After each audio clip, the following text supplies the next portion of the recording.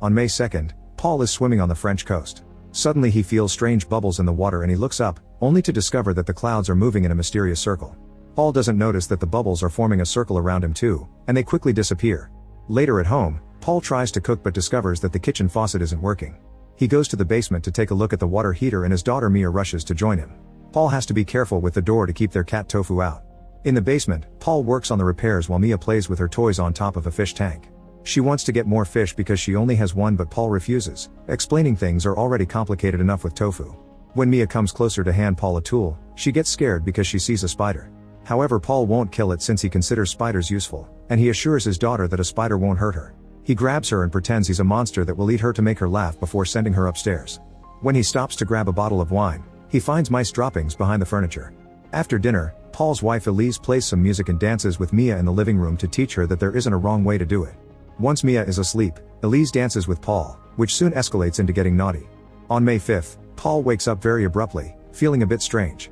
He tries on different shirts, yet all of them are a bit too long on him. After a hard day at work, he has dinner with his family and Mia asks him to read to her before bed.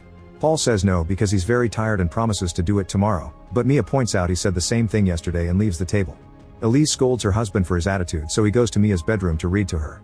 However, they start arguing over the size of the meteorite in the story, so Paul doesn't finish the tale and asks Mia to sleep. When Paul is about to leave, Mia gets off the bed and lies down on the floor instead, begging her father to play along until he agrees. Paul picks her up by her legs and shakes her a bit to make her laugh before putting her back on the bed. On May 7th, Paul's shirts look even bigger on him, and Élise wonders if he's lost weight. Paul rudely points out that losing weight doesn't change the length of your limbs, and Élise complains about his tone before wondering if his body is going through something serious. Paul decides to visit the doctor, who does a general checkup and measures his height. Paul is shocked to hear him say 176, explaining he's been 180 since he was young. After asking him a few questions, the doctor concludes that it's just Paul's age catching up to him, but Paul is skeptical. Later at work, Paul notices that his helmet keeps slipping off his head. He double checks that he didn't grab the wrong one and sees his name inside the helmet. In the middle of the night, Paul can't sleep and keeps thinking about the strange clouds. He decides to exercise to try to tire himself out. Élise comes to check on him and convinces him to come back to bed.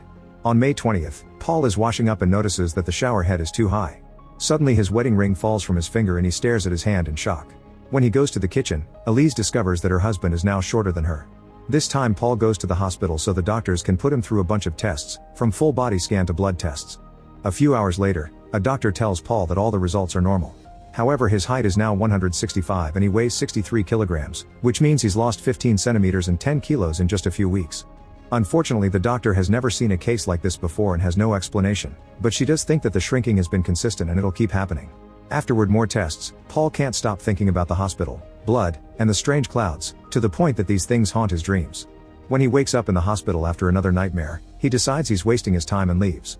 At home, Paul is extra aware of his size because his feet don't touch the floor when he sits. He also feels disconnected from his family and ignores the phone calls from the hospital. Eventually he's so small that he looks like a doll on the chair. Élise thinks they should move and leave Mia with her grandparents until they solve the issue, but when she asks Paul where he wants to go, he sarcastically answers the circus. Tofu's threatening presence is starting to get on his nerves, so Élise sends the cat outside and locks the pet door. On June 30th, Paul is the size of a cell phone. Tofu stares at him through the window, so obsessed that he isn't bothered by the rain. When Élise arrives with potential house buyers and shows them around, Paul panics and rushes to hide under the bed, devastated to hear them talk about his precious home like some product. After the guests are gone, Paul yells at Élise for not telling him that people were coming since it could be dangerous for him to be seen. He's also angry that she's selling the house without consulting him, so Élise points out that she did mention the idea. Paul just keeps yelling and says this is his house, so Élise has to remind him that they don't have an income anymore. She doesn't know what else to do since Paul refuses to get treatment and her words cause him to snap. He says that treatment is for sick people but he is perfectly healthy, so he doesn't want to become a guinea pig for some random lab. Élise ends up snapping too, and when she yells, the force of her voice is so strong that it almost throws Paul off the counter. She apologizes and runs out of the house. When Paul looks at the corridor, he discovers that Mia has watched the whole argument. On July 5th, Mia puts Paul in her dollhouse and he plays along, complimenting the house and its amenities as if it was a real building. He even asks Mia to play some music so he can dance with the doll. This makes Mia smile, which hadn't happened in a while.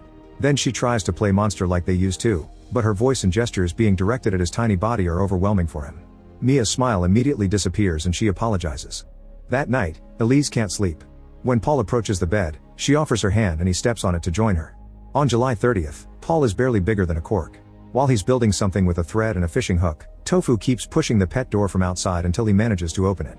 He comes inside and startles Paul, who accidentally falls on top of the hook and ends up getting hurt. Paul carefully removes the hook from his stomach and takes his shirt off to look at his wound, but he can't take care of it now because Tofu is getting into his hunting position.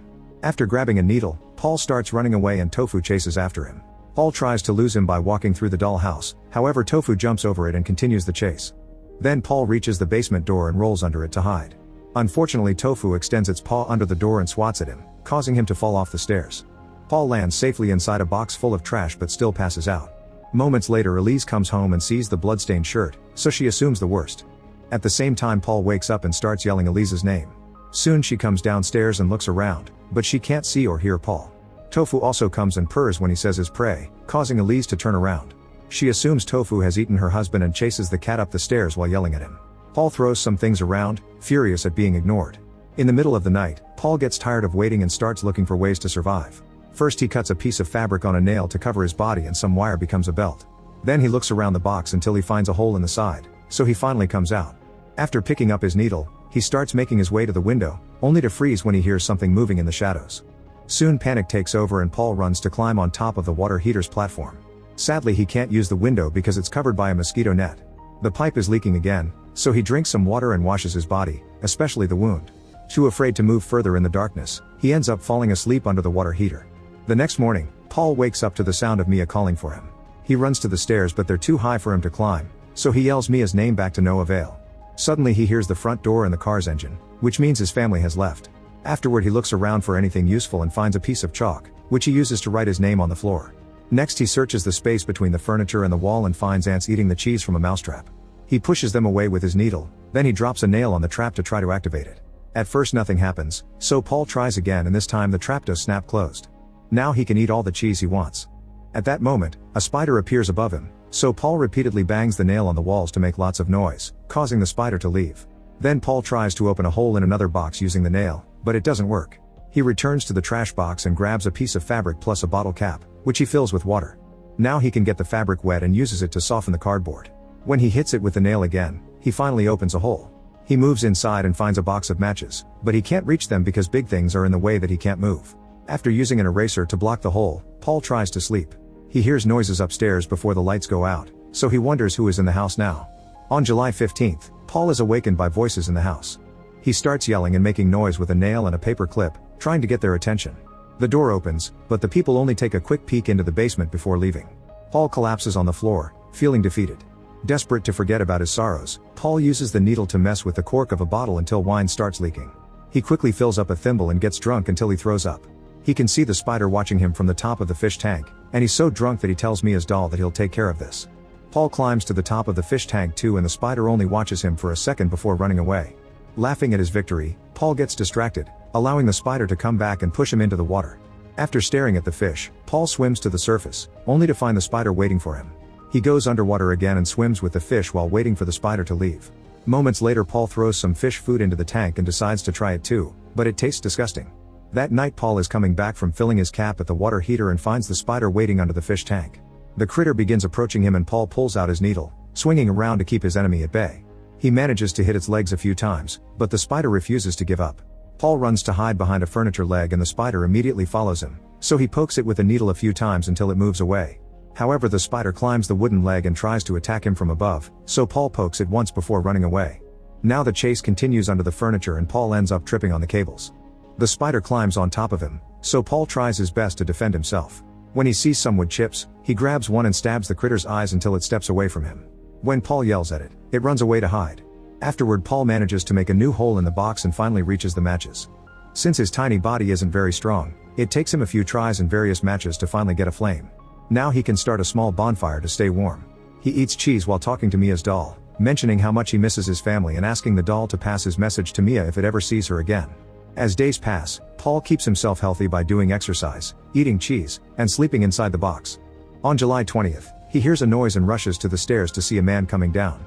He tries to yell and waves his arms, but he's become so tiny that the guy's voice and steps are overwhelming for him even at a normal volume. He covers his ears with his hands and runs to hide behind the stairs, dealing with a terrible headache that leaves him crying on the floor. When the man finally leaves, Paul comes out and discovers that the fish is gone, so now he's truly alone. On August 2nd, a mosquito enters the basement through the window and stares at Paul for a few seconds, making him realize he's almost as small as a bug. When the mosquito flies away, Paul wonders if this size could help him pass through the mosquito net on the window. He starts climbing the furniture, which takes him a very long time and lots of energy. Eventually he makes it to the top, where he runs as fast as possible to jump over the edge and land on the bricks. Now he can simply walk on the wall to make his way to the window. When he encounters a cobweb, he discovers that the spider is still living there. He moves carefully to avoid disturbing the web, but unfortunately he accidentally brushes it with his elbow, and that's enough to alert the spider. The critter immediately comes after him and Paul lowers his head, ready to accept the end. As he starts crying, he ends up wetting his pants as well. The spider stares at him in confusion until a fly gets stuck on the cobweb, causing it to leave the man and run to its web to eat. Paul keeps walking, and after some effort, he finally reaches the window. However, when he tries to crawl through the net, he discovers that his body is still too big and he can't escape. On August 7th, Paul is startled awake by an ant nibbling his leg. He kicks it to make it run, so the ant is caught by the spider instead. A second ant immediately escapes through the net, and Paul is finally small enough to follow it. He moves quickly and avoids the spider just in time. They stare at each other and Paul wonders if the spider feels alone now. Moments later, Paul is walking in the midst of nature. Grass is quite higher than him and the water drops are enormous. The breeze caused by a butterfly flying caresses Paul's face, and they stare at each other for a few seconds before the butterfly flies away. Then Paul looks at the stars and thinks of Mia, who is currently looking at the stars too. Make sure to subscribe and turn on notifications so you can watch more videos like this. Thanks for watching.